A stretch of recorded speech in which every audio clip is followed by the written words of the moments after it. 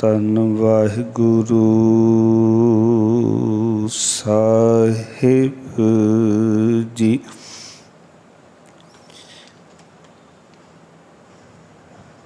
ਮੈਂ ਮੂਰਖ ਕੀ केतक बात है,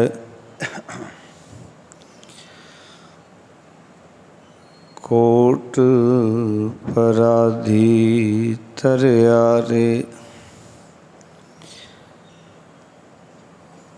गुरु नानक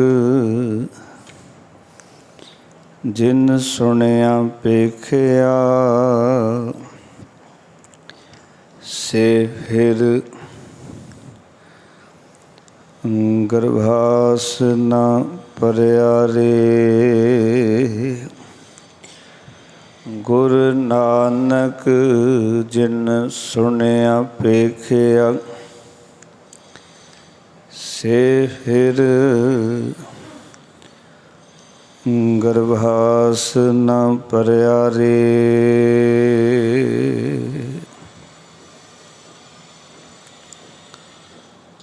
परम सन्मानयोग जुगों जुग अटल सरवरे कायनात दे मालक, भगत वत्सल कृपा निधान जगत गुरु, धन धन श्री गुरु ग्रंथ साहब महाराज जी दी पावन पाक हजूरी विच सुभाईमान होए बैठे सतसंगी जनों, सतगुरां ने पार कृपा कीती। भगतां दी बाणी नूं विचारन दा सुभाग समां प्राप्त होया है। भगतां ने जो सानू रूहानी जीवन का उपदेश बख्शिया, आओ उस उपदेश नाल जुड़ते हाँ। अज दी पावन विचार सोरठ राग दे विच भगत कबीर साहब जी की उचारण की हुई बाणी दा 10वां शबद, संतो मन पवनै सुख बनिया, किछ जोग प्रापत गनिया। ये पावन शब्द पावन अंक 656 अंग दे उत्ते सुभाईमान है। सो जो उपदेश भगत कबीर साहब जी दृढ़ करा रहे हैं, आओ इस शब्द का मूल पाठ करते हाँ। गुरबाणी की विचार नाल जुड़िए, मनोवृत्तियां एकाग्र करो जी। फतेह दी सान करो, आखो जी वाहिगुरु जी का खालसा वाहिगुरु जी की फतेह। संतो मन पवनै सुख बनिया, संतो मन पवनै सुख बनिया, किछ जोग परापत गनिया, किछ जोग परापत गनिया। रहाओ रहाओ गुर दिखलाई मोरी, गुर दिखलाई मोरी, जित मृग पड़त है चोरी, जित मिर्ग पड़त है चोरी। मूंद लिए दरवाजे, मूंद लिए दरवाजे, बाजी अले अनहद बाजे, बाजी अले अनहद बाजे।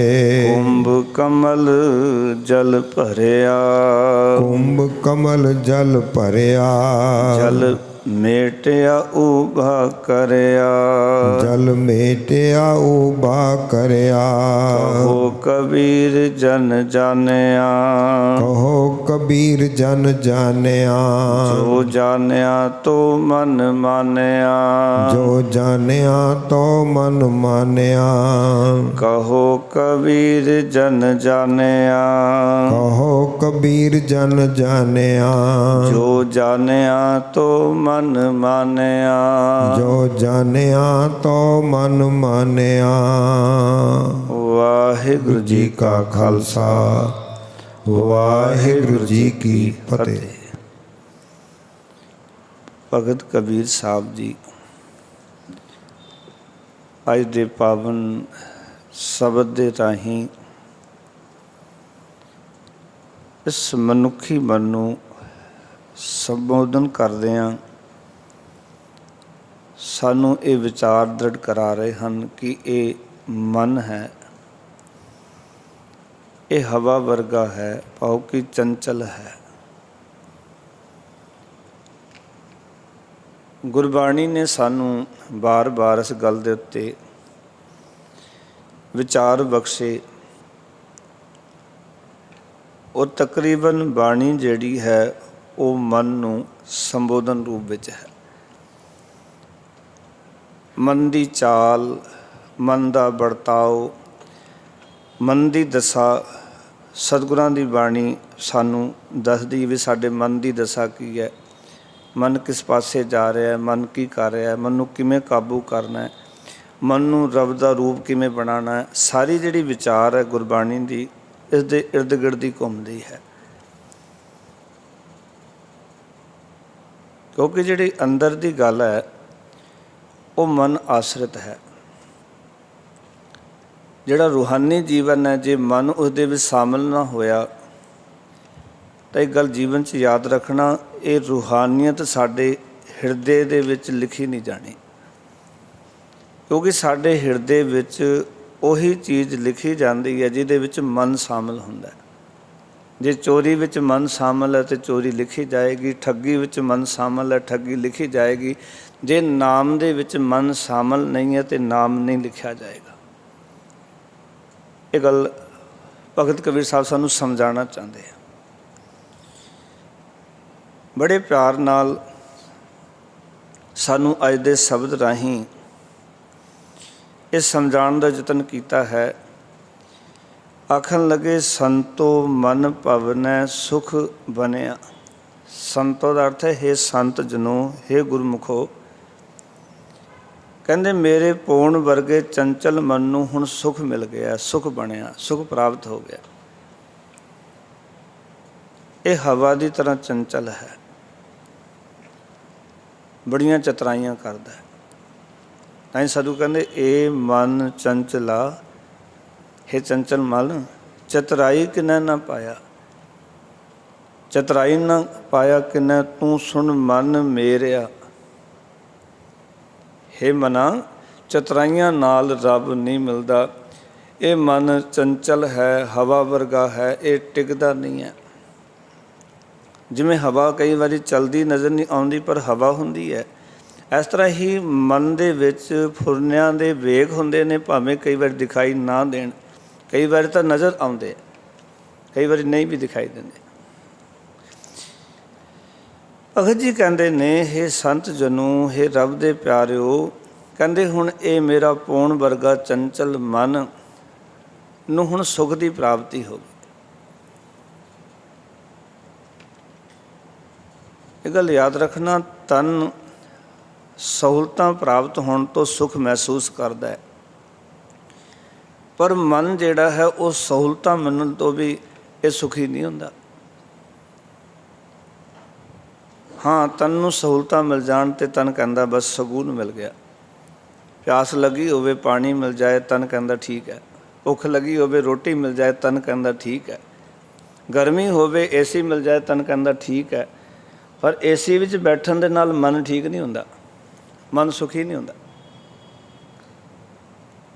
ਕਿਉਂਕਿ ਮਨ ਦੀ ਜਿਹੜੀ ਖੁਰਾਕ ਹੈ ਜਦ ਤੱਕ ਉਹ ਪ੍ਰਾਪਤ ਨਹੀਂ ਹੋ ਰਹੀ, ਜਿਸ ਨਾਲ ਮਨ ਸ਼ਾਂਤ ਹੋਣਾ ਹੈ, ਮਨ ਟਿਕਣਾ ਹੈ, ਜਿਸ ਨਾਲ ਮਨ ਨੂੰ ਸੁਖ ਪ੍ਰਾਪਤ ਹੋਣਾ ਹੈ, ਉਨਾ ਚਿਰ ਖੇਡ ਬਣਨੀ ਨਹੀਂ। ਇਸ ਕਰਕੇ ਅਸੀਂ ਵੇਖਦੇ ਹਾਂ ਕਿ ਦੁਨਿਆਵੀ ਸੁੱਖ ਸਹੂਲਤਾਂ ਹੁੰਦੇ ਹੋਏ ਵੀ ਮਨੁੱਖ ਕਹਿੰਦਾ ਮੈਂ ਬੜਾ ਦੁਖੀ ਹਾਂ।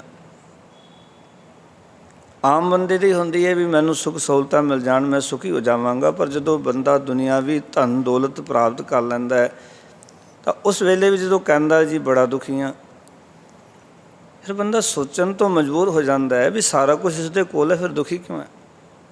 किसी चीज़ की कोई घाट नहीं, धन की, पदार्थां की, परिवार की, हर एक चीज़ इस दे कोल है। मन भाउंदे कपड़े पाउंदा है, मन भाउंदी गड्डी च बहिंदा है, मन भाउंदे घर च रहिंदा, सारियां चीज़ां तो हैगियां ने इस दे कोल, फिर भी कह रहा जी बड़ा दुखी हाँ। ये मंदा सुखी होना बड़ा औखा है। इस करके अज दे शब्द विच आखन लगे, हे संत जनो, हे गुरमुखो। भगत कबीर साहब जी उन्होंने लोगों को समझा रहे हैं जिहड़े लोग संसार दे विच इस चंचल मन के पिछे तुर रहे सन। इस करके तुसीं वेखो जदों गल गुरमत की चलती है ना, तो गुरु नानक पातशाह नूं एक सवाल किया गया, किस कारण ग्रह तजियो उदासी, किस कारण ये भेख निवासी। तो गुरु नानक पातशाह जी का जवाब सी, कहते गुरमुख खोजत पयो उदासी। गुरु नानक की नज़र विच सारे गुरमुख ने और गुरमुखां की खोज है, और गुरु नानक का मिशन ही गुरमुख बनाना है। ये गल जीवन च विचारियो कि गुरु साहब जी जोगियां नूं भी गुरमुख कहते हैं, बस ये कहते तुसीं रस्ता भुल गए। सज्जन ठग नूं भी समझाते हैं, सज्जन कह के संबोधन करते हैं। कलयुगी पांडे नूं भी बड़े सत्कार नाल संबोधन करते हैं, पर उसके अंदर की जिहड़ी गल है, जो अंदर वो कर रहा वो दर्शा दिंदे हैं अपनी बाणी राहीं। तो गुरु नानक की खोज गुरमुखां की प्राप्ति है। गुरमुखां की खोज वास्ते उन्होंने कहते मैं घर छड्डिया, उदासी भेख दर्शन वास्ते प्रभु दे मैं ये तां धारण किया भी रब दे दीदार हो जाण। गुरबाणी विच कई बार तुसीं वेखोगे कि गुरु साहब जी ने संत जनो, गुरमुखो, संतो सागर पार उतरिए, हे संत जनो उत्थे भी संबोधन किया। इत्थे भी कबीर साहब कहते हे संत जनो, हे गुरमुखो। ਜਿਹੜੇ उस वृत्ति के मालक ने, ਜਿਹੜੇ चाहते कि मन ਨੂੰ सुख की प्राप्ति हो जाए। माफ करना, ਇੱਥੇ ਉਹੀ ਆਣਗੇ गुरुद्वारे ਵਿੱਚ ਜਾਂ गुरमुख बंदे ਕੋਲ, भगत कबीर साहब जी वर्गे ਕੋਲ, ਜਿਹੜਾ मन की तसल्ली चाहता है। ये सच है। ਜਿਹੜਾ केवल दुनियावी पदार्थ चाहता है तो वह कबीर साहब ਕੋਲ क्यों बैठेगा, वो गुरु ग्रंथ साहब के ਕੋਲ क्यों आके बैठेगा। ਜਿਹੜਾ दुनियावी पदार्थ चाहता है वो ਇੱਥੇ नहीं आता, वो जाता है चंचल लोगों के कोल। वो देखता कि फलाने ने बड़ा धन इकट्ठा किया, उन्होंने जाके पुछदा किवें प्राप्त किया। पर जिन्होंने मन के पद्धर ते जीवन जाच चाहिए वो फिर भगतां कोल आउंदे ने, ते जिहड़े जिग्यासू ने, जिहड़े इस रस्ते ते चलन वाले ने, उन्होंने आवाज़ मार के एक गल आखी कबीर साहब जी ने कि हे संत जनो, मन पवनै सुख बनिया। मेरा पौन वर्गा चंचल मन हुण इसनूं सुख मिल गया, मेरी जिंदगी च सुख पैदा हो गया, ये मन सुखी हो गया। किस जोग प्राप्त गणिया। हुण ये मन प्रभु का मिलाप हासिल करन जोगा, कहंदे थोड़ा बहुत समझाया जा सकता है। पहला तो ये समझते ही नहीं सी क्योंकि चंचल मन सी, पर हुण प्रभु के मिलाप वास्ते इस मन को समझाया जा सकता है। तो इत्थे जोग प्राप्त गणिया, ये मन हासिल करन जोगा समझा जा सकता है। ये जोग अखर जोग मंद के वास्ते नहीं आया, क्योंकि ये जोगी की विचारधारा के बाबत नहीं है शब्द। क्योंकि लोगों ने कई बारी लफ्ज़ां नूं मुख रख के इन्होंने जो अर्थ करन लगिया वो टपला खा गए। अपने किसी बनाए हुए ख्याल अनुसार कबीर जी की बाणी विच वरते हुए लफज जोग नूं जोग साधन अनुसार समझे भी ये जोग साधन दे वास्ते वरत्या होया, पर जोग साधन वास्ते वरत्या समझ लेना और ये विचार करनी ये गलत है, ये ठीक विचार नहीं है। जोग शब्द नूं जोग साधन वास्ते समझ लेना भी शायद जोग साधन की गल कर रहे हैं कि किसी जोग प्राप्त गणिया, इत्थे जोग साधन लई नहीं वरत्या गया। क्योंकि लफज जिस शकल दे विच वरते हुए हैं, क्योंकि उन्होंने निरपक होकर समझण का यतन करना चाहिए सन। क्योंकि जिहड़ी गल्लां अगे शब्द विच आणगियां वो बड़ी समझण वालियां गल्लां ने। तो कई बारी की हुंदा है कि कई बंदे ਕਈ ਵਾਰੀ ਬਹਾਰ ਸ਼ਬਦ ਦਾ ਇੱਕ ਰੂਪ ਵੇਖ ਲੈਂਦੇ ਹਨ ਤੇ ਸ਼ਬਦ ਦਾ ਰੂਪ ਵੇਖ ਕੇ ਉਹਦੇ ਅਰਥ ਕਿਸੇ ਨਾਲ ਜੋੜਦੇ ਨੇ, ਕਿਸੇ ਦੀ ਕਿਰਿਆ ਨਾਲ ਜੋੜਦੇ ਨੇ। ਇਹ ਗੁਰਬਾਣੀ ਦੀ ਨਰਾਦਰੀ ਹੈਸਲਦੇ ਨੇ। ਔਰ ਕਈ ਵਾਰੀ ਐਸਾ ਅਸੀਂ ਦੇਖਿਆ, ਅੱਜ ਵੀ ਦੇਖ ਰਹੇ ਹਾਂ। ਕਿਉਂਕਿ ਜਿਹੜੀ ਰੱਬੀ ਇਹ ਬਾਣੀ ਹੈ ਨਾ, ਇਹ ਅਸਲ ਦੇ ਵਿੱਚ ਇਹ ਭਗਤਾਂ ਦੇ ਅੰਦਰੋਂ ਪ੍ਰਗਟਿਆ ਹੋਇਆ ਉਹ ਰੱਬੀ ਰੂਹਾਨੀ ਗਿਆਨ ਹੈ। ਜਦੋਂ ਉਹਨਾਂ ਨੇ ਪਰਮੇਸ਼ਰ ਦੇ ਨਾਲ ਇੱਕ ਮਿਕਤਾ ਹਾਸਲ ਕਰ ਲਈ, ਜਦੋਂ ਰੱਬ ਦੇ ਨਾਲ ਉਹ ਕਨੈਕਟ ਹੋ ਗਏ, ਰੱਬ ਨਾਲ ਜੁੜ ਗਏ, ਉਦੋਂ ਇਹ ਵਿਚਾਰਧਾਰਾ ਉਹਨਾਂ ਦੇ ਅੰਦਰ ਪ੍ਰਗਟ ਹੋਈ। ਇਸ ਕਰਕੇ ਮੈਂ ਤਾਂ ਵਿਚਾਰ ਸਾਡੇ ਨਾਲ ਸਾਂਝੇ ਕਰ ਰਿਹਾ ਵੀ ਇਸ ਯੋਗ ਸ਼ਬਦ ਨੂੰ ਯੋਗ ਮਤ ਦੇ ਨਾਲ ਲਾ ਲੈਣਾ ਜਾਂ ਯੋਗ ਸਾਧਨ ਵਾਸਤੇ ਸਮਝ ਲੈਣਾ, ਇਹ ਅਰਥ ਕਰਨੇ ਨਿਰਮੂਲ ਹਨ, ਗਲਤ ਹਨ। ਕਿਛ ਯੋਗ ਪ੍ਰਾਪਤ ਗਣਿਆ ਕਿ ਹੁਣ ਇਹ ਮਨ ਪ੍ਰਭੂ ਦਾ ਮਿਲਾਪ ਹਾਸਲ ਕਰਨ ਜੋਗਾ ਥੋੜ੍ਹਾ ਬਹੁਤ ਸਮਝਿਆ ਜਾ ਸਕਦਾ ਹੈ। ਇਹ ਉਹ ਯੋਗ ਨਹੀਂ ਜੋ ਯੋਗੀ ਲੋਕ ਕਰਦੇ ਨੇ, ਜਿਹੜੇ ਯੋਗੀ ਲੋਕ ਸਾਧਨ ਵਰਤਦੇ ਨੇ। ਇਹ ਉਸ ਵਾਸਤੇ ਅੱਖਰ ਨਹੀਂ ਜੇ ਆਇਆ, ਕਿਉਂਕਿ ਜਿਹੜੇ ਯੋਗੀ ਨੇ ਉਹ ਕੀ ਕਰਦੇ ਨੇ, ਯੋਗ ਸਿੱਧ ਆਸਨ 84 ਉਹ ਸਾਧਨ ਵਰਤਦੇ ਨੇ। ਪਰ ਗੁਰਮਤਿ ਸਾਨੂੰ ਇਹ ਸਮਝਾਉਂਦੀ ਹੈ ਕਿ ਯੋਗ ਸਿੱਧ ਆਸਨ 84 ਏਪ ਹੀ ਕਰ ਕਰ ਰਿਹਾ, ਵੱਡੀ ਆਰਜਾ ਫਿਰ ਜਨਮੈ ਹਰ ਸੋ ਸੰਗ ਨਾ ਗਿਆ। ਉਮਰ ਵੱਡੀ ਹੋ ਸਕਦੀ ਹੈ ਪਰ ਰੱਬ ਦੇ ਨਾਲ ਮਿਲਾਪ ਨਹੀਂ ਹੋ ਸਕਦਾ ਉਸ ਸਾਧਨ ਦੇ ਨਾਲ। 84 ਆਸਨ ਕਰਨ ਦੇ ਨਾਲ ਰੱਬ ਦੇ ਨਾਲ ਕੋਈ ਵਾਸਤਾ ਨਹੀਂ ਉਹਨਾਂ ਦਾ। ਹਾਂ, ਸਰੀਰ ਦੀ ਵਰਜਿਸ਼ ਹੋ ਸਕਦੀ ਹੈ, ਸਰੀਰ ਦੀ ਕਿਰਿਆ ਹੋ ਸਕਦੀ ਹੈ, ਪਰ ਰੂਹਾਨੀ ਜੀਵਨ ਵਾਸਤੇ ਜਿਹੜਾ ਯੋਗ ਸਾਧਨ ਹੈ ਉਹ ਪ੍ਰਭੂ ਦੇ ਮਿਲਾਪ ਵਾਸਤੇ ਨਹੀਂ ਵਰਤਿਆ ਜਾ ਸਕਦਾ। ਹਾਂ, ਸਰੀਰ ਨੂੰ ਫਿੱਟ ਰੱਖਿਆ ਜਾ ਸਕਦਾ, ਸਰੀਰ ਨੂੰ ਨਿਰੋਗ ਰੱਖਿਆ ਜਾ ਸਕਦਾ, ਪਰ ਕੋਈ ਕਵੇ ਵੀ ਇਹ ਕਿਰਿਆ ਰੱਬ ਦੇ ਨਾਲ ਮਿਲਾ ਦੇਵੇਗੀ। ਕਿਉਂਕਿ ਕਈ ਵਾਰੀ ਅਸੀਂ ਦੇਖਦੇ ਹਾਂ ਕੁਝ ਚੀਜ਼ਾਂ ਅਸੀਂ ਸਮਾਜ ਵਿੱਚ ਵੇਖਣ ਨੂੰ ਮਿਲਦੀਆਂ। ਜਦੋਂ ਉਦਾਸ ਵੀ ਕਈ ਵਾਰੀ ਸੁਣਦਾ ਹੈ ਵੀ ਤੁਸੀਂ ਇੱਕ ਨਾਸਕਾ ਤੋਂ ਸਾਹ ਲਓ ਅਤੇ ਵਾਹਿਗੁਰੂ ਆਖੋ, ਉੱਥੇ ਚਾੜ ਕੇ ਫਿਰ ਵਾਹਿਗੁਰੂ ਆਖੋ, ਉਤਾਰੋ ਫਿਰ ਵਾਹਿਗੁਰੂ ਆਖੋ। ਇਹ ਕਿਤੇ ਧਰਮ ਨਾਲ ਗੱਲਾਂ ਨਹੀਂ ਮਿਲਦੀਆਂ ਔਰ ਇਸ ਤਰੀਕੇ ਦੇ ਨਾਲ ਰੱਬ ਦੀ ਪ੍ਰਾਪਤੀ ਨਹੀਂ। ਕਿਉਂਕਿ ਰੱਬ ਦਾ ਜਿਹੜਾ ਅਨੁਭਵ ਹੈ ਉਹ ਇਸ ਤਰ੍ਹਾਂ ਹੋ ਨਹੀਂ ਸਕਦਾ।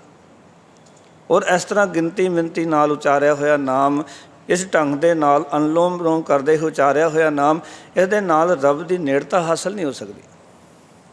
ਕਈ ਵਾਰੀ ਮਨੁੱਖ ਭੁਲੇਖੇ 'ਚ ਪੈ ਜਾਂਦਾ ਵੀ ਸ਼ਾਇਦ ਇਹ ਜਿਹੜਾ ਦੱਸਣ ਵਾਲਾ ਇਹ ਸਹੀ ਦੱਸ ਰਿਹਾ ਵੀ ਦੂਜਾ ਰਾਮ ਕਹਿੰਦਾ ਅਤੇ ਤੂੰ ਵਾਹਿਗੁਰੂ ਕਹਿ ਲੈ, ਤੀਜਾ ਜੋ ਅੱਲਾ ਕਹਿ ਲਵੇ, ਚੌਥਾ ਕੁਛ ਹੋਰ ਕਹਿ ਲਵੇ। ਪਰ ਗੁਰਮਤਿ ਐਸੇ ਸਿਧਾਂਤ ਭਗਤੋਂ ਉੱਪਰ ਉੱਠ ਕੇ ਵਿਚਾਰ ਕਰਦੀ ਸਾਡੇ ਨਾਲ। ਇੱਥੇ ਯੋਗ ਦਾ ਅਰਥ ਹੈ, ਕਬੀਰ ਸਾਹਿਬ ਇਹ ਸਮਝਾਉਣਾ ਚਾਹੁੰਦੇ ਨੇ ਕਿ ਹੁਣ ਇਹ ਵਿਚਾਰ ਜੋਗਾ, ਪ੍ਰਭੂ ਦੇ ਮਿਲਾਪ ਜੋਗਾ ਜਿਹੜਾ ਸੀ ਉਹ ਥੋੜ੍ਹਾ ਬਹੁਤ ਸਮਝਿਆ ਜਾ ਸਕਦਾ ਵੀ ਹੁਣ ਇਹ ਉਸ ਪਰਮਾਤਮਾ ਦੇ ਮਿਲਾਪ ਜੋਗਾ ਹੋ ਗਿਆ। ਇੱਥੇ ਯੋਗ ਦਾ ਅਰਥ ਹੈ ਉਹਦੇ ਜੋਗਾ, ਵੀ ਮਿਲਾਪ ਹੋ ਸਕਦਾ। ਹੁਣ ਹੋਇਆ, ਮਿਲਾਪ ਜੋਗਾ ਬਣ ਚੁੱਕਿਆ, ਸਮਝਿਆ ਜਾ ਸਕਦਾ। ਇਸ ਗੱਲ ਨੂੰ ਭਗਤ ਕਬੀਰ ਸਾਹਿਬ ਕਹਿੰਦੇ ਇਸ ਚੰਚਲ ਮਨ ਨੂੰ ਮਿਲਾਪ ਜੋਗਾ ਸਮਝਿਆ ਜਾ ਸਕਦਾ ਹੈ। ਕਿਉਂ?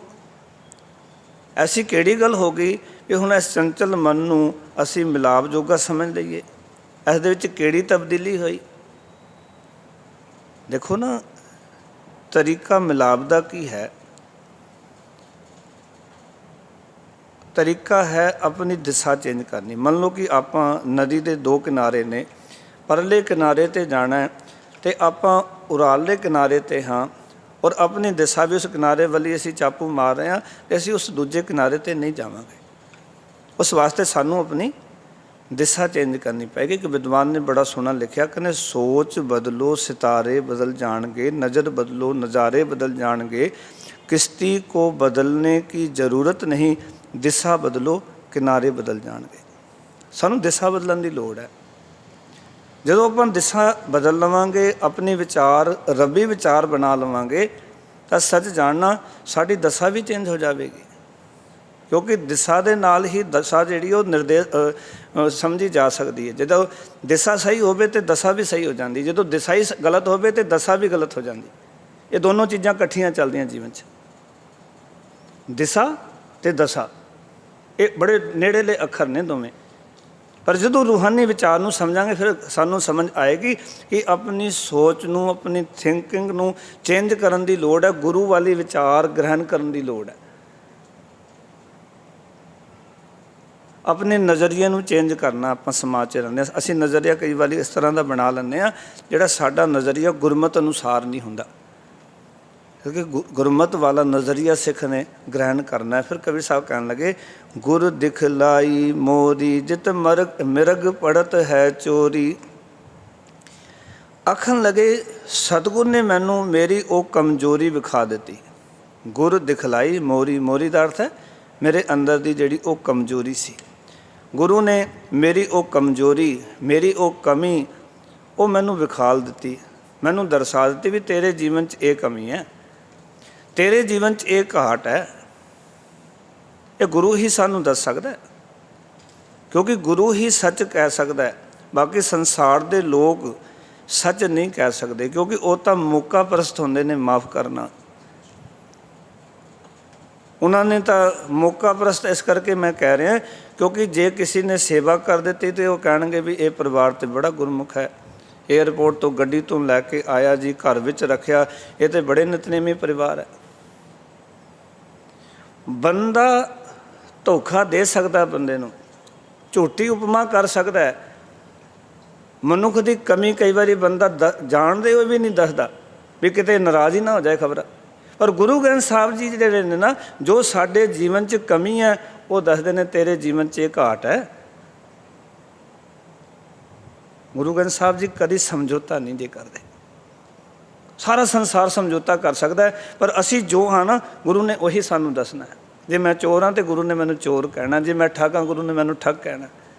ਪਿੱਛੇ ਕਹਿ ਕੇ ਆਏ ਨੇ ਗੁਰੂ ਸਾਹਿਬ, ਬਹੁ ਪਰਪੰਚ ਕਰ ਪਰਧਨ ਲਿਆਵੇ, ਸੁਤ ਦਾਰਾ ਪੈ ਆਨ ਲੁਟਾਵੇ, ਮਨ ਮੇਰੇ ਭੁੱਲੇ ਕਪਟ ਨਾ ਕੀਜੈ, ਅੰਤ ਨਿਵੇਰਾ ਤੇਰੇ ਜੀ ਪਹਿਲੀ। ਜੇ ਇੱਕ ਸੱਚ ਬਿਆਨ ਕਰਕੇ ਆਏ ਨੇ ਪਿਛਲੇ ਸ਼ਬਦ ਵਿੱਚ। ਭਗਤ ਕਬੀਰ ਸਾਹਿਬ ਕਹਿੰਦੇ ਮੇਰੇ ਸਤਿਗੁਰੂ ਨੇ, ਕਹਿੰਦੇ ਮੇਰੇ ਅੰਦਰ ਦੀ ਜੋ ਕਮਜ਼ੋਰੀ ਸੀ ਨਾ ਉਹ ਮੈਨੂੰ ਵਿਖਾਲ ਦਿੱਤੀ ਵੀ ਤੇਰੇ ਅੰਦਰ ਇਹ ਕਮੀ ਹੈ। ਕਿਉਂਕਿ ਜੇ ਕਮੀ ਨਾ ਪਤਾ ਲੱਗੇ ਤਾਂ ਬੰਦਾ ਸੁਧਾਰ ਕਿਵੇਂ ਕਰ ਸਕਦਾ। ਪਰ ਗੁਰੂ ਨੇ ਤੇ ਕਮੀ ਸਿੱਖ ਦੀ ਦੱਸ ਦਿੱਤੀ। ਹੁਣ ਸਿੱਖ ਦੀ ਮਰਜ਼ੀ ਉਹਨੂੰ ਸੁਧਾਰੇ ਨਾ ਸੁਧਾਰੇ, ਉਹ ਸਿੱਖ ਦੀ ਮਰਜ਼ੀ ਹੈ। ਮਹਾਰਾਜ ਕਹਿੰਦੇ ਗੁਰ ਦਿਖਲਾਈ ਮੋਰੀ ਜਿਤ ਮਿਰਗ ਪੜਤ ਹੈ ਚੋਰੀ। ਕਹਿੰਦੇ ਗੁਰੂ ਨੇ ਉਹ ਕਮਜ਼ੋਰੀ ਵਿਖਾਲ ਦਿੱਤੀ ਜਿਸ ਕਰਕੇ ਕਾਮ ਆਦਿਕ ਪਸ਼ੂ ਜਿਹੜੇ ਸਨ ਨਾ, ਅਡੋਲ ਹੀ ਮੈਨੂੰ ਆ ਦਬਾਉਂਦੇ ਸਨ, ਚੋਰੀ ਨਾਲ ਹੀ ਆ ਜਾਂਦੇ ਸਨ। ਕਈ ਵਾਰੀ ਜਿਹੜਾ ਚੋਰ ਆਉਂਦਾ ਨਾ ਉਹ ਆਪਣੀ ਮਰਜ਼ੀ ਨਾਲ ਆਉਂਦਾ, ਚੁੱਪ ਚਪੀਤੇ ਆਉਂਦਾ, ਅਡੋਲ ਹੀ ਪਤਾ ਦੇਣ ਤੋਂ ਬਿਨਾਂ ਆ ਜਾਂਦਾ, ਦੱਸਦਾ ਹੀ ਨਹੀਂ। ਉਹ ਚੋਰ ਦੱਸ ਕੇ ਥੋੜ੍ਹੀ ਆਏਗਾ ਵੀ ਮੈਂ ਚੋਰੀ ਕਰਨ ਆ ਰਿਹਾ, ਉਹਨੇ ਚੁੱਪ ਆ ਜਾਣਾ। ਵਿਕਾਰ ਕਦੀ ਦੱਸਣਗੇ ਥੋੜ੍ਹੀ ਵੀ ਮੈਂ ਤੇਰੇ ਅੰਦਰ ਐਂਟਰੀ ਕਰਨ ਲੱਗਿਆ। ਬੁਰਾਈ ਕਦੀ ਨਹੀਂ ਦੱਸਦੀ। ਬੁਰਾਈ ਜਿਹੜੀ ਜਦੋਂ ਵੀ ਆਵੇਗੀ ਚੁੱਪ ਚਪੀਤੇ ਆਉਂਦੀ ਹੈ। ਬਸ ਉਹ ਮੌਕਾ ਦੇਖਦੀ ਹੈ ਵੀ ਕਦੋਂ ਮੈਂ ਇਸ ਦੇ ਜੀਵਨ 'ਚ ਐਂਟਰੀ ਮਾਰਾਂ। ਭਗਤ ਕਬੀਰ ਸਾਹਿਬ ਕਹਿੰਦੇ ਨੇ, ਕਹਿੰਦੇ ਇਹ ਕਾਮ ਆਦਿਕ ਜਿਹੜੇ ਪਸ਼ੂ ਸਨ ਇਹ ਚੋਰੀ ਨਾਲ ਮੈਨੂੰ ਆ ਦਬਾਉਂਦੇ ਹਨ, ਪਰ ਉਹ ਦੱਸਦੇ ਨਹੀਂ ਹਨ, ਕਿਉਂਕਿ ਗੁਰੂ ਨੇ ਉਹ ਮੋਰੀ ਵਿਖਾਲ ਦਿੱਤੀ ਜਿੱਥੋਂ ਇਹ ਚੋਰ ਆ ਰਹੇ ਸਨ। ਅਤੇ ਹੁਣ ਕੀ ਕੀਤਾ? ਗੁਰੂ ਨੇ ਤੁਹਾਨੂੰ ਦੱਸ ਦਿੱਤਾ ਵੀ ਤੁਹਾਡੀ ਇਹ ਦਰਵਾਜ਼ਾ ਖੁੱਲ੍ਹਾ ਹੋਇਆ, ਇਹ ਟਾਕੀ ਖੁੱਲ੍ਹੀ ਹੈ। ਜਿਵੇਂ ਆਪਾਂ ਦੇਖਦੇ ਨਾ ਮਾਰਕੀਟ ਦੇ ਵਿੱਚ ਰਾਤ ਨੂੰ ਪਹਿਰੇਦਾਰ ਹੁੰਦਾ ਹੈ ਅਤੇ ਉਹ ਚੱਕਰ ਮਾਰਦਾ, ਜੇ ਕਿਸੇ ਦਾ ਜਿੰਦਰਾ ਖੁੱਲ੍ਹਾ ਹੋਵੇ ਤਾਂ ਉਹ ਦੱਸਦਾ ਵੀ ਤੁਹਾਡਾ ਜਿੰਦਰਾ ਖੁੱਲ੍ਹਾ ਹੋਇਆ। ਉਹਨਾਂ ਦੀ ਮਰਜ਼ੀ ਉਹ ਬੰਦ ਕਰਨ ਨਾ ਕਰਨ, ਪਰ ਉਸਨੇ ਆਪਣੀ ਡਿਊਟੀ ਪੂਰੀ ਕਰ ਦਿੱਤੀ। ਗੁਰੂ ਸਿੱਖ ਦੇ ਜੀਵਨ 'ਚ ਆਪਣੀ ਡਿਊਟੀ ਪੂਰੀ ਕਰਦਾ। ਸਤਿਗੁਰ ਦਾ ਇਹ ਸੁਭਾਅ ਹੈ, ਸਤਿਗੁਰ ਸਿੱਖ ਕੇ ਬੰਧਨ ਕੱਟ ਹੈ, ਗੁਰੂ ਕਾ ਸਿੱਖ ਵਿਕਾਰ ਤੇ ਹਟ ਹੈ। ਸਤਿਗੁਰ ਸਿੱਖ ਕੋ ਨਾਮ ਧਨ ਦੇ, ਗੁਰੂ ਕਾ ਸਿੱਖ ਵਡਭਾਗੀ ਹੈ। ਸਤਿਗੁਰ ਸਿੱਖ ਕਾ ਹਲਤ ਪਲ ਸਵਾਰ ਹੈ, ਨਾਨਕ ਸਤਿਗੁਰ ਸਿੱਖ ਕੋ ਜੀ ਨਾਲ ਸਮਾਰ ਹੈ। ਗੁਰੂ ਹਰ ਵੇਲੇ ਸਿੱਖ ਦੇ ਜੀਵਨ ਦੇ ਵਿੱਚੋਂ ਕਾਮ ਆਦਿਕ ਵਿਕਾਰ ਇਹ ਸਾਰੇ ਦੂਰ ਕਰਦਾ, ਦੱਸਦਾ ਵੀ ਤੇਰੇ ਅੰਦਰ ਇਹ ਬੁਰਾਈਆਂ ਨੇ। ਅਤੇ ਕਬੀਰ ਸਾਹਿਬ ਕਹਿਣ ਲੱਗੇ ਮੂੰਦ ਲੀਏ ਦਰਵਾਜ਼ੇ, ਬਾਜੀ ਅਲੇ ਅਨਹਦ ਬਾਜੇ। ਸੋ ਮੈਂ ਗੁਰੂ ਦੀ ਮਿਹਰ ਨਾਲ ਸਰੀਰ ਦੇ ਦਰਵਾਜ਼ੇ ਪਾਓ ਗਿਆਨ ਇੰਦਰੇ ਜਿਹੜੇ ਸਨ ਇਹ ਨਿੰਦਾ ਪਰਧਨ ਆਦਿਕ ਵੱਲੋਂ ਬੰਦ ਕਰ ਲਏ ਹਨ। ਜਿਹੜੀ ਚੀਜ਼ਾਂ ਮੈਨੂੰ ਤੰਗ ਕਰ ਰਹੀਆਂ ਸਨ ਅਤੇ ਉਹਨਾਂ ਵੱਲੋਂ ਮੈਂ ਬੰਦ ਕਰ, ਉਹਨਾਂ ਨੂੰ ਮੈਂ ਹੁਣ ਅੰਦਰ ਨਹੀਂ ਆਉਣ ਦਿੰਦਾ, ਐਂਟਰੀ ਬੰਦ ਕਰ ਦਿੱਤੀ ਉਹਨਾਂ ਨੇ। ਤੇ ਬਾਜੀਲੇ ਅਨਹਦ ਬਾਜੇ, ਮੇਰੇ ਅੰਦਰ ਪ੍ਰਭੂ ਦੀ ਸਿਫਤ ਸਲਾਹ ਦੇ ਬਾਜੇ ਇੱਕ ਰਸ ਵੱਜ ਰਹੇ ਹਨ। ਪਾਓ ਕਿ ਹੁਣ ਸਿਫਤ ਸਲਾਹ ਜਿਹੜੀ ਪਰਮਾਤਮਾ ਦੀ ਹੈ, ਅਕਾਲ ਪੁਰਖ ਵਾਹਿਗੁਰੂ ਜੀ ਦੀ ਹੈ, ਉਹ ਲਗਾਤਾਰ ਚੱਲ ਰਹੀ ਹੈ। ਹੁਣ ਉਹ ਸਿਫਤ ਸਲਾਹ ਰੁਕਦੀ ਨਹੀਂ ਹੈ। ਫਿਰ ਆਖਣ ਲੱਗੇ ਕੁੰਭ ਕਮਲ ਜਲ ਭਰਿਆ, ਮੇਰਾ ਹਿਰਦਾ ਕਮਲ ਰੂਪ ਘੜਾ। ਪਹਿਲਾਂ ਵਿਕਾਰਾਂ ਦੇ ਪਾਣੀ ਨਾਲ ਭਰਿਆ ਹੋਇਆ ਸੀ। ਕੁੰਭ ਕਮਲ ਜਲ ਭਰਿਆ, ਵਿਕਾਰਾਂ ਦੇ ਪਾਣੀ ਨਾਲ, ਵਿਕਾਰਾਂ ਦੇ ਜਲ ਨਾਲ ਇਹ ਹਿਰਦਾ ਰੂਪੀ ਜਿਹੜਾ ਕਮਲ ਹੈ ਨਾ, ਇਹ ਵਿਕਾਰਾਂ ਦੇ ਪਾਣੀ ਨਾਲ ਭਰਿਆ ਹੋਇਆ ਸੀ। ਜਲ ਮੇਟਿਆ ਉਭਾ ਕਰਿਆ ਹੁਣ ਗੁਰੂ ਦੀ ਮਿਹਰ ਨਾਲ। ਕਹਿੰਦੇ ਨੇ ਪਾਣੀ ਡੋਲ ਦਿੱਤਾ, ਜਲ ਮੇਟਿਆ ਮਿਟਾ ਦਿੱਤਾ, ਤੇ ਉਭਾ ਕਰਿਆ। ਉਭਾ ਦਾ ਅਰਥ ਹਿਰਦੇ ਨੂੰ ਉੱਚਾ ਕਰ ਲਿਆ। ਜਿਹੜਾ ਇਹ ਹਿਰਦਾ ਜੋ ਪਹਿਲਾਂ ਵਿਕਾਰਾਂ ਨਾਲ ਭਰਿਆ ਹੋਇਆ ਸੀ ਨਾ, ਉਹ ਵਿਕਾਰ ਕਹਿੰਦੇ ਨੇ ਹੁਣ ਮੈਂ ਛੱਡ ਦਿੱਤੇ ਨੇ, ਤੇ ਆਪਣੇ ਹਿਰਦੇ ਨੂੰ ਉੱਚਾ ਕਰ ਲਿਆ। ਉੱਚਾ ਔਰ ਉੱਚੀ ਵਿਚਾਰਾਂ ਨਾਲ ਜੋੜ ਲਿਆ। ਹੁਣ ਇਹ ਵਿਕਾਰਾਂ ਵਿੱਚ ਨਹੀਂ ਡੁੱਬਦਾ। ਹੁਣ ਐਸੀ ਕਿਰਪਾ ਕਹਿੰਦੇ ਮੇਰੇ ਜੀਵਨ ਵਿੱਚ ਹੋ ਗਈ ਹੈ। ਫਿਰ ਕਹਿਣ ਲੱਗੇ ਕਹੋ ਕਬੀਰ ਜਨ ਜਾਣਿਆ, ਹੇ ਦਾਸ ਕਬੀਰ ਆਖ ਕਿ ਮੈਂ ਪ੍ਰਭੂ ਦੇ ਨਾਮ ਨਾਲ ਜਾਣ ਪਛਾਣ ਕਰ ਲਈ ਹੈ। ਰੱਬ ਜੀ ਨੂੰ ਜਾਣ ਲਿਆ ਹੈ, ਜਨ ਨੇ ਉਸ ਰੱਬ ਨੂੰ ਜਾਣ ਲਿਆ ਹੈ। ਤੇ ਜੋ ਜਾਣਿਆ ਤੋ ਮਨ ਮਾਨਿਆ। ਕਬੀਰ ਸਾਹਿਬ ਕਹਿੰਦੇ ਜਦੋਂ ਮੈਂ ਉਹਨੂੰ ਜਾਣ ਲਿਆ ਨਾ, ਤੇ ਉਹਨੂੰ ਜਾਣ ਦੇ ਸਾਰ ਉਹਦੇ ਨਾਲ ਸਾਂਝ ਪੈ ਗਈ। ਮੇਰਾ ਮਨ ਉਸ ਪ੍ਰਭੂ ਵਿੱਚ ਗਿੱਝ ਗਿਆ, ਕਿਉਂਕਿ ਉਹਨੂੰ ਜਾਣ ਲਿਆ, ਉਹਨੂੰ ਸਮਝ ਲਿਆ, ਤੇ ਹੁਣ ਮੇਰਾ ਮਨ ਉਸ ਪਰਮਾਤਮਾ ਨਾਲ ਜੁੜ ਗਿਆ। ਪਿਆਰ ਵੱਲੋਂ ਸੱਚ ਜਾਣਨਾ, ਜਿਸ ਦਿਨ ਉਸ ਪਰਮਾਤਮਾ ਨਾਲ ਸਾਡੀ ਜਾਣ ਪਛਾਣ ਹੋ ਜਾਵੇਗੀ, ਉਹਨੂੰ ਅਸੀਂ ਅਨੁਭਵ ਕਰ ਲਵਾਂਗੇ, ਉਹਦੇ ਨਾਲ ਸਾਡੀ ਨੇੜਤਾ ਬਣ ਜਾਏਗੀ। ਇਹ ਜਿਹੜਾ ਮਨ ਹੈ ਉਸ ਪ੍ਰਭੂ ਦੇ ਨਾਮ ਦੇ ਵਿੱਚ ਗਿੱਝ ਜਾਏਗਾ, ਪਰਮਾਤਮਾ ਦੇ ਨਾਮ ਨਾਲ ਪ੍ਰਤੀਤ ਜਾਏਗਾ। ਵਾਹਿਗੁਰੂ ਦਾ ਨਾਮ ਮੈਨੂੰ ਪਿਆਰਾ ਲੱਗੇਗਾ, ਇਹ ਤ੍ਰਿਪਤ ਹੋ ਜਾਏਗਾ ਹਰ ਪੱਖੋਂ। ਇਸ ਕਰਕੇ ਭਗਤ ਕਬੀਰ ਸਾਹਿਬ ਕਹਿੰਦੇ ਨੇ ਕਿ ਹੁਣ ਜਿਹੜਾ ਇਹ ਚੰਚਲ ਮਨ ਸੀ ਨਾ, ਇਹਨੂੰ ਸੁਖ ਦੀ ਪ੍ਰਾਪਤੀ ਹੋ ਗਈ। ਹੁਣ ਪਰਮਾਤਮਾ ਨੂੰ ਪ੍ਰਾਪਤ ਕਰਨ ਜੋਗਾ ਮੈਂ ਬਣ ਗਿਆ ਹਾਂ। ਕਿਉਂ? ਕਿਉਂਕਿ ਹੁਣ ਮੈਂ ਆਪਣੇ ਉਹ ਦਰਵਾਜ਼ੇ ਬੰਦ ਕਰ ਲਏ ਜਿੱਥੋਂ ਵਿਕਾਰ ਆ ਰਹੇ ਸਨ। ਇੱਕ ਹੋਰ ਸ਼ਬਦ ਕਹਿ ਕੇ ਸਮਾਪਤੀ ਕਰਾਂ। ਮਹਾਰਾਜ ਕਹਿੰਦੇ ਪਰਮੇਸ਼ਰ ਦਿੱਤਾ ਬੰਨਾ, ਦੁੱਖ ਰੋਗ ਕਾ ਡੇਰਾ ਭੰਨਾ। ਅਰਥ ਕੀ ਨੇ ਇਸਦੇ? ਪਰਮੇਸ਼ਰ ਨੇ ਵਿਕਾਰਾਂ ਦੇ ਰਾਹ ਵਿੱਚ ਬੰਨ ਲਾ ਦਿੱਤਾ। ਜੋ ਵਿਕਾਰ ਆ ਰਹੇ ਸਨ ਅੰਦਰ, ਗੁਰੂ ਨੇ ਹੁਣ ਡੱਕਾ ਲਾ ਦਿੱਤਾ, ਵਿਕਾਰਾਂ ਦੇ ਰਾਹ 'ਚ ਰੋਕ ਲਗਾ ਦਿੱਤੀ। ਤੇ ਜਦੋਂ ਵਿਕਾਰ ਅੰਦਰ ਆ ਰਹੇ ਸਨ, ਬੁਰਾਈਆਂ ਅੰਦਰ ਆ ਰਹੀਆਂ ਸਨ, ਤਾਂ ਦੋ ਚੀਜ਼ਾਂ ਸਨ ਜੀਵਨ ਵਿੱਚ, ਦੁੱਖ ਵੀ ਸਨ ਤੇ ਰੋਗ ਵੀ ਸਨ। ਹੁਣ ਜਦੋਂ ਬੁਰਾਈ ਆਉਣੀ ਬੰਦ ਹੋ ਗਈ, ਵਿਕਾਰ ਅੰਦਰ ਆਉਣੇ ਬੰਦ ਹੋ ਗਏ, ਉਹ ਜੀਵਨ ਵਿੱਚ ਇਹ ਚੀਜ਼ਾਂ, ਮਾੜੀਆਂ ਚੀਜ਼ਾਂ ਆਉਣੀਆਂ ਹੀ ਬੰਦ ਹੋ ਗਈਆਂ। ਤੇ ਮਹਾਰਾਜ ਕਹਿੰਦੇ ਮੇਰੇ ਪ੍ਰਭੂ ਨੇ ਕਿਰਪਾ ਕੀਤੀ ਕਿ ਦੁੱਖ ਰੋਗ ਕਾ ਡੇਰਾ ਪੰਨਾ, ਦੁੱਖਾਂ ਅਤੇ ਰੋਗਾਂ ਨੇ ਜਿਹੜਾ ਡੇਰਾ ਬਣਾਇਆ ਸੀ ਅੰਦਰ, ਉਹ ਮੇਰੇ ਪ੍ਰਭੂ ਨੇ ਤੋੜ ਦਿੱਤਾ। ਵਿਕਾਰ ਜਿਸ ਦਿਨ ਰੁਕ ਜਾਣਗੇ, ਦੋਨੇ ਚੀਜ਼ਾਂ ਰੁਕ ਜਾਣਗੀਆਂ।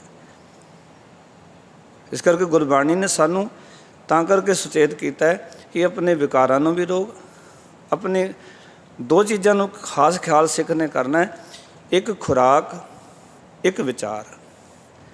ਖੁਰਾਕ ਵੀ ਗੁਰੂ ਦੇ ਮੁਤਾਬਿਕ ਖਾਣੀ ਹੈ, ਤੇ ਵਿਚਾਰ ਵੀ ਗੁਰੂ ਦੇ ਮੁਤਾਬਿਕ ਅੰਦਰ ਲੈ ਕੇ ਜਾਣੇ ਨੇ, ਆਪਣੀ ਮਨਮਾਨੀ ਵਾਲੇ ਵਿਚਾਰ ਨਹੀਂ। ਜਿਸ ਦਿਨ ਆਪਾਂ ਦੋ ਚੀਜ਼ਾਂ ਦੇ ਉੱਤੇ ਕੰਟਰੋਲ ਕਰ ਲਾਂਗੇ, ਉਹਦੇ ਨਾਲ ਸਾਡਾ ਜੀਵਨ ਸਫਲ ਹੈ, ਉਹਦੇ ਨਾਲ ਗੁਰੂ ਸਾਹਿਬ ਦੀ ਕਿਰਪਾ ਦੇ ਪਾਤਰ ਬਣ ਜਾਵਾਂਗੇ। ਸੋ ਗੁਰੂ ਸਾਹਿਬ ਆਪ ਕਿਰਪਾ ਕਰਨ, ਕਿਤੇ ਸਾਡੇ ਵੀ ਇਹ ਦਰਵਾਜ਼ੇ ਬੰਦ ਹੋ ਜਾਣ ਜਿੱਥੋਂ ਕਿ ਵਿਕਾਰ ਜਾ ਰਹੇ ਨੇ। ਗੁਰੂ ਸਾਡੇ ਜੀਵਨ ਵਿੱਚ ਵੀ ਵਿਕਾਰਾਂ ਦੇ ਰਾਹ ਵਿੱਚ ਰੋਕ ਲਾ ਦੇਣ, ਔਰ ਅਸੀਂ ਵੀ ਦੁੱਖ ਤੇ ਰੋਗਾਂ ਦਾ ਡੇਰਾ ਜਿਹੜਾ ਅੰਦਰ ਬਣਿਆ ਹੋਇਆ, ਇਹ ਭੰਨ ਸਕੀਏ। ਇਹ ਗੁਰੂ ਦੀ ਕਿਰਪਾ ਤੋਂ ਬਿਨਾਂ ਖੇਡ ਨਹੀਂ ਬਣਨੀ। ਗੁਰੂ ਸਾਹਿਬ ਸਾਰਿਆਂ 'ਤੇ ਕਿਰਪਾ ਕਰਨ, ਇਤਨੇ ਬਚਨ ਪ੍ਰਵਾਨ। ਸਾਰਿਆਂ ਦਾ ਧੰਨਵਾਦ ਜੀ। ਆਇਆਂ ਨੂੰ ਫਤਿਹ ਦੀ ਸਾਂਝ ਕਰੋ। ਆਖੋ ਜੀ ਵਾਹਿਗੁਰੂ ਜੀ ਕਾ ਖਾਲਸਾ, ਵਾਹਿਗੁਰੂ ਜੀ ਕੀ ਫਤਿਹ। ਰਾਮ ਕਲੀ ਮਹਲਾ ਤੀਜਾ।